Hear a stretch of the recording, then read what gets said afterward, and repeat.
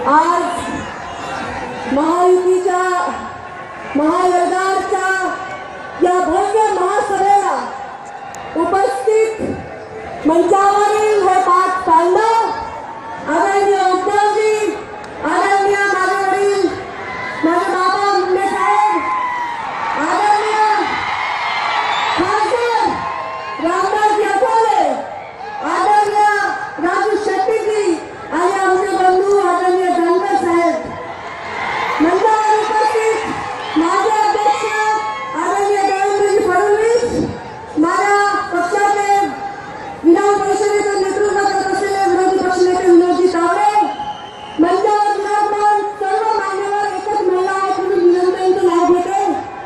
माफ करा, मला उद्धवजींनी सांगितलं लवकर अटकायचंय. मी सर्वांचा माफी मागून माझ्या सगळ्या भव्य सभेला उपस्थित सर्व बीड जिल्ह्याच्या स्वाभिमानी जनतेचं मनापासून या महायोगामध्ये स्वागत करतो. आजपासून 5 वर्षापूर्वी तो विचार जर मी केला तर मला वाटलं नव्हतं की ह्या सगळ्याचं आयोजन करण्याची ताकद माझ्यामध्ये आहे. या माझ्या जीवनात 5 वर्षापूर्वी एक परिवर्तन झालं. यदा यदा ही धर्मस्य ग्लानिर्भवति भारत अभ्युत्थानम् अधर्मस्य तदात्मानं सृजाम्यहम् परित्राणाय साधूनां विनाशाय च दुष्कृता धर्म संस्थापनार्थाय संभवामि युगे युगे. आपण आत्तापासून ऐकलं जेव्हा अर्जुनाला युद्धामध्ये समोर आपल्याच लोकांशी आपण युद्ध करायची वेळ आल्यावर त्याच्या मनात जे प्रश्न उठले असतील असे प्रश्न माझ्याही मनात 5 वर्षापूर्वी उठले होते.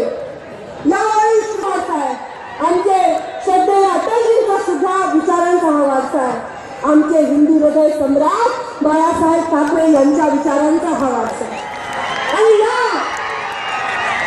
या महान व्यक्तींचा वारसा हा आपल्या शरीरातल्या 4 लिटर रक्तापुरता मर्यादित असू शकत नाही. हा वारसा विचारांमध्ये असावा लागतो आणि हा संसर्गजन्य असतो. ज्याला या वारसाने या विचारांनी प्रेरित केलं त्याचा तो होऊन जातो. आणि मला ठरवलं आता आयुष्यामध्ये थांबायचं नाही. थांबतं ते डबकं आणि वाहतं तो झरा. डबक्यावर डास येतात, झऱ्यावर राजहंस येतात. मला नको ते डास रोग पसरवणारे ज्यांच्यावर जगात कुठे औषध सापडलं नाही असले कार्यकर्ते मला जवळ सुद्धा नको. मला हवे राजवंश. मला विचारांचा झरा व्हायचंय, मला विकासाचा झरा व्हायचंय आणि हे करायचं असं प्रत्येक तरुणांनी ठरवलं तर या महाराष्ट्रामध्ये आणि देशामध्ये क्रांती झाल्याशिवाय राहणार नाही. या नेत्यांनी आपल्याला विचार दिला, विचार करण्याचं स्वातंत्र्य दिलं. ज्या नेत्यांचा आज आपण त्यांच्या आदर्शावर चालत होतो, पण आता आपल्याला या विचारांचा वारसा घेऊन पुढे विकास द्यायचा. आणि हा विकास आपल्याला वेगळं काहीतरी जनतेला देण्यासाठी करायचं. महायुतीच्या माध्यमातून या विकासाची स्वप्न महाराष्ट्राच्या जनतेला दाखवण्याचं काम होणार. आपण बघितलं राहुल गांधींचं नेतृत्व, पंतप्रधानांनी पण तेच वचन दिलं, आजींनी पण तेच वचन दिलं, महिलांनी पण तेच वचन दिलं आणि आईनी पण तेच वचन दिलं. काँग्रेस का हात गरीबों के साथ.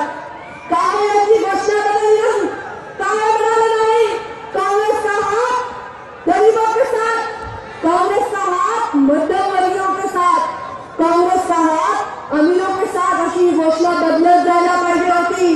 कारण देशातला गरीब हा सदन करण्याचं काम यांच्या पूर्वजांचं होतं, ते यांनी केलं ना. आणि म्हणून आता आमच्या अटलजींनी ज्यांनी या देशातल्या रक्तवाहिन्या सरकार देशाचे रस्ते असायचा विचार या देशामध्ये केला आणि देशाला रस्ते दिले. मुंडे साहेबांनी आता वचन दिले की ते टोल मुक्त महाराष्ट्र करणार आहे, त्याचं स्पष्टीकरण ते देतील. पण आता या महाराष्ट्राला 40 वर्षामध्ये पण या स्वातंत्र्यापासून जी सत्ता आहे या सत्तेने काय दिलं हा विचार आजचा तरुण करतो. या विचारांनी पहिल्या सभेमध्ये मुंडे साहेबांनी वेळोवेळी 40 वर्ष या जिल्ह्याला खासदार जरी नव्हते अशी या जिल्ह्याची परिस्थिती होती. सरकार देशाचे रस्ते असायचा विचार या देशामध्ये केला आणि देशाला रस्ते दिले. मुंडे साहेबांनी आता वचन दिले की ते टोल मुक्त महाराष्ट्र करणार आहे, त्याचं स्पष्टीकरण ते देतील. पण आता 40 वर्षामध्ये त्यांना या स्वातंत्र्यापासून जी सत्ता आहे या सत्तेने का दिलं हा विचार आजचा तरुण करतो. या विचारांनी पहिल्या कनेक्टमध्ये मुंडे साहेबांनी वेळ आणली. 40 वर्ष या जिल्ह्याला खासदार दिली नव्हतेच अशी या जिल्ह्याची परिस्थिती होती. या जिल्ह्याच्या जनतेला आपण स्वाभिमान दिला आणि म्हणून मी आपल्या सगळ्यांना आज सांगणार, या जिल्ह्याच्या जनतेला सांगणार की महायुतीची महासभा तुम्ही सर्वांनी यशस्वी केली.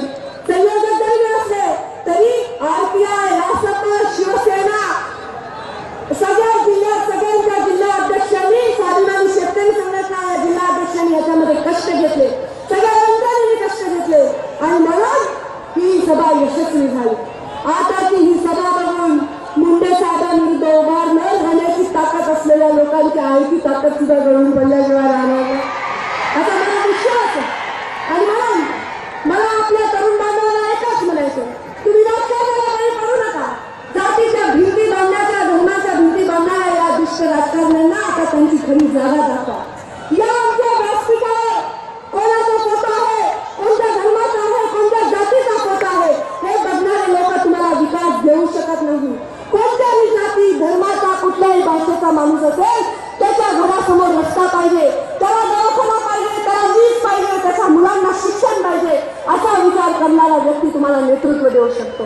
आणि म्हणून मी आपल्या सगळ्यांना विनंती करणार आहे, तुम्ही बघा सत्यनारायणचा रिपोर्ट मुस्लिमांचा जो अधोगती झाली आहे. स्वतः एका मुस्लिम बांधवांनी मला येऊन सांगितलं, पण आम्ही भारतीय जनता पार्टीचं काम करणार आहोत कारण या काँग्रेसने आम्हाला गरिबी आणि बेकारीशिवाय काही दिलेलं नाही. एका मुलाने मला येऊन विचारलं, पंकजाताई मुंडे साहेब आम्हाला खूप प्रिय आहे पण आमच्या मनात एक प्रश्न आहे, मुंडे साहेब मराठा आरक्षणाच्या विरोधात आहे. मी त्याला विचारलं, बाबा या राज्याचा मुख्यमंत्री कोण? त्यांनी सांगितलं मराठा. म्हणजे या राज्याचा उपमुख्यमंत्री कोण? त्यांनी सांगितलं मराठा. मी सांगितलं 70% मंत्री कोण? त्यांनी सांगितलं मराठा. मी विचारलं आमदार 80% कोणते? त्यांनी सांगितलं मराठा. मी म्हणलं 15 वर्ष सत्ता कोणाची आहे? त्यांनी सांगितलं राष्ट्रवादी आणि आघाडीची सत्ता आहे. मी म्हणलं मग आरक्षण कुठे आणलंय? आमच्या आरक्षणाला आणलं नाही. समाजातल्या खालच्या पातळीच्या प्रत्येकाला समाजाच्या मुख्य प्रवाहात येण्याची संधी मिळाली पाहिजे. म्हणून मी स्वतः विनोदी तावडेंसोबत आझाद मैदानावर मराठा आरक्षणाच्या मोर्चामध्ये गेले होते. इथे मी रस्त्यावर विचार करणारा व्यक्ती तुम्हाला नेतृत्व देऊ शकतो. आणि म्हणून मी आपल्या सगळ्यांना विनंती करणार आहे, तुम्ही बघा सत्यनारायणचा रिपोर्ट मुस्लिमांचा जो अधोगती झाली आहे.